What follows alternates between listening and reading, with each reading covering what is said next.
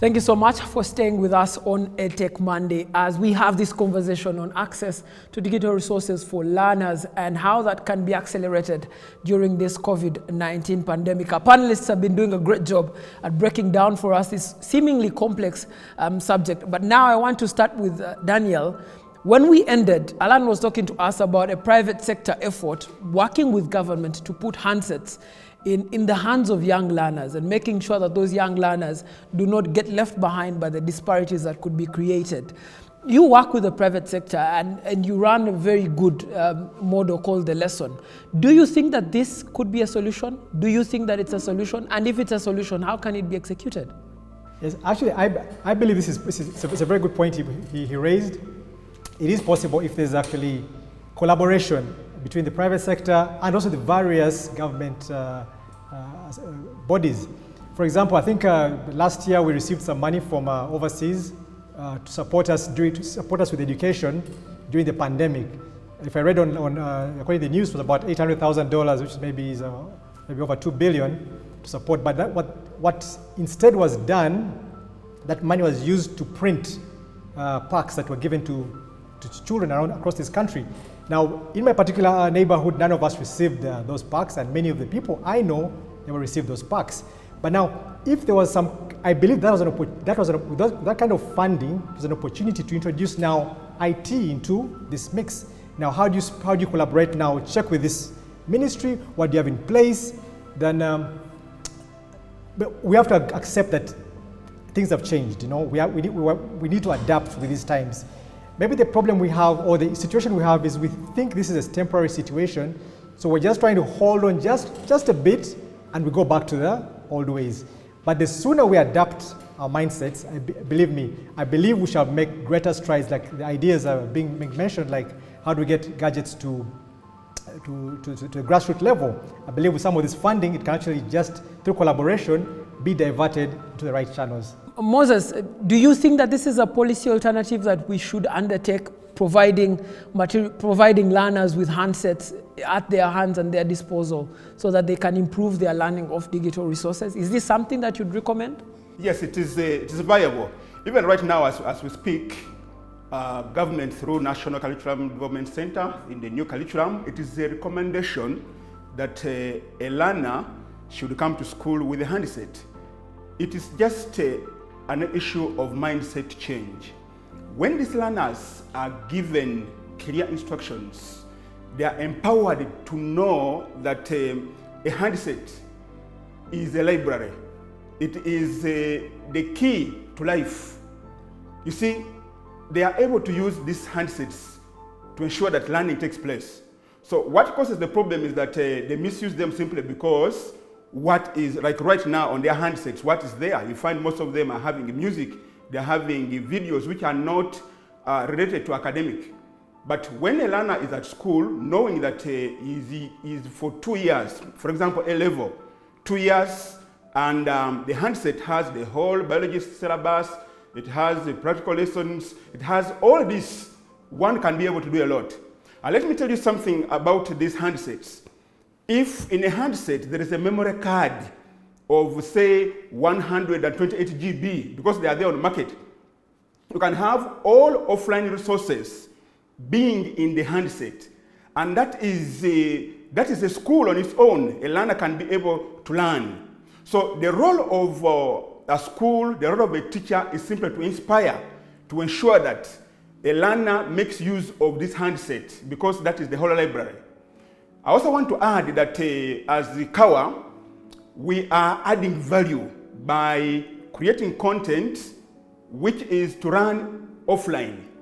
So through the offline arrangement, we are trying to support schools, trying to support school leaders with the devices like say C3 Cloud,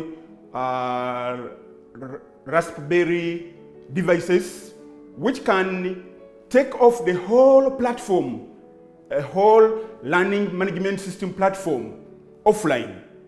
So what we are doing right now is to convince school leaders that this is a solution.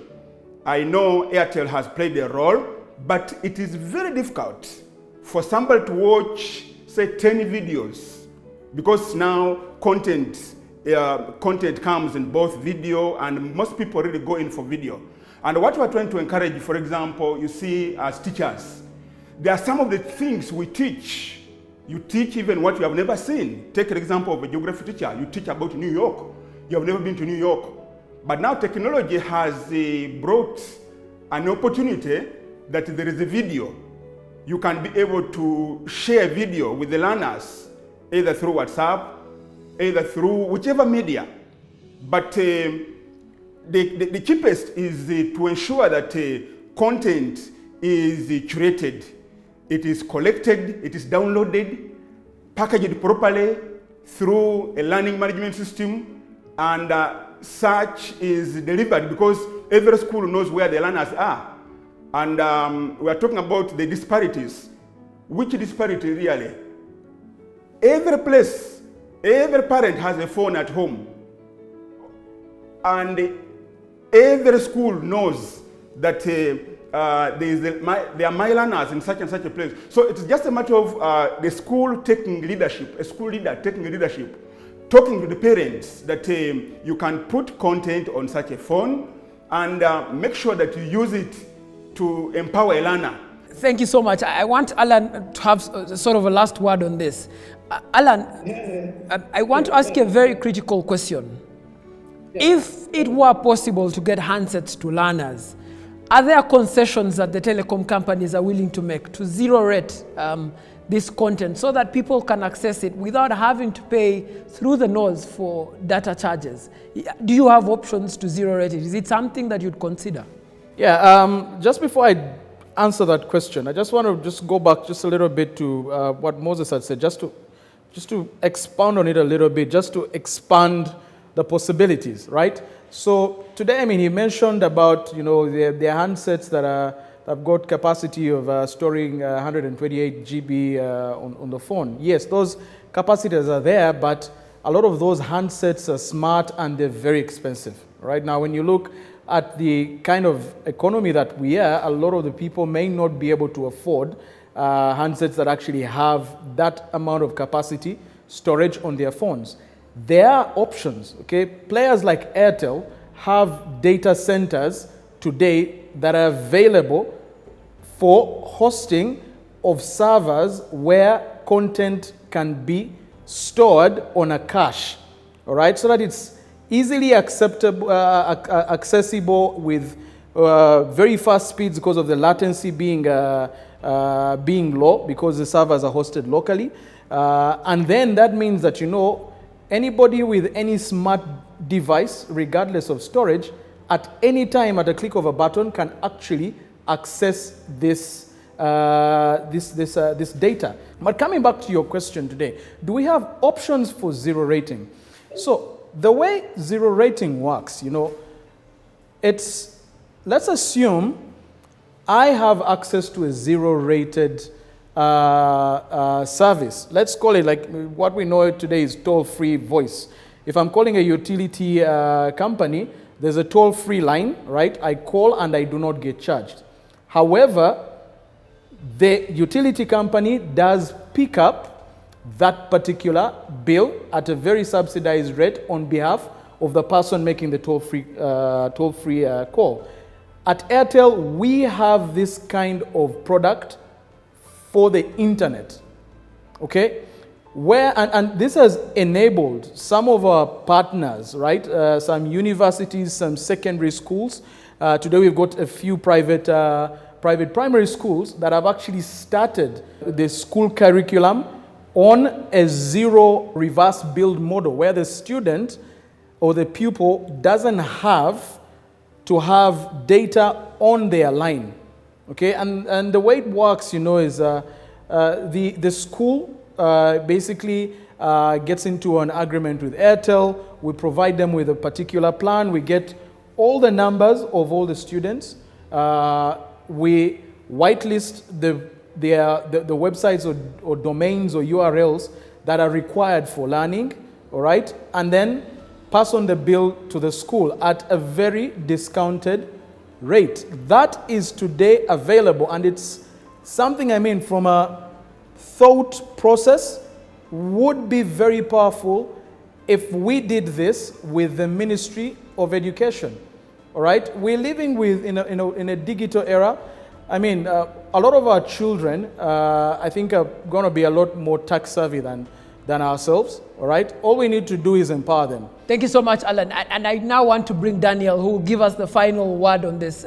Daniel, what are your final thoughts as we close off on this subject of accessing digital resources for our learners? Actually, as you keep, my dear friend from Airtel, he kept saying the public sector. The private sector is also very, very, very key. For example, many of the products you're mentioning, I mean, actually in the EdTech space, and some I'm hearing for the first time gladly, but maybe could such information maybe be more accessible besides those who may probably not have a chance to watch this program? Or I truly believe the ISPs, the providers of the internet, the public sector and the private sector who are actually on the ground as well would make a very good partnership. So I believe these kind of synergies between various sectors who are doing their parts, we are some of many parts, but once we combine, our nation will be as developed as some of our neighbors, as well as some of the countries we look at to benchmark. So thank you, I believe collaboration is very important and we need to support each other in all ways possible. All right, thank you so much, Daniel. Thank you, Moses. Thank you, Alan, for allowing us to have this conversation. Of course, EdTech Monday is a space where we discuss what technology can do towards improving access to education, particularly during this COVID-19 pandemic. It is an ongoing conversation that's allowing opinion leaders to speak to each other and generate solutions. Thank you so much for tuning into this episode of EdTech Mondays. Till the next one, have yourselves a good day.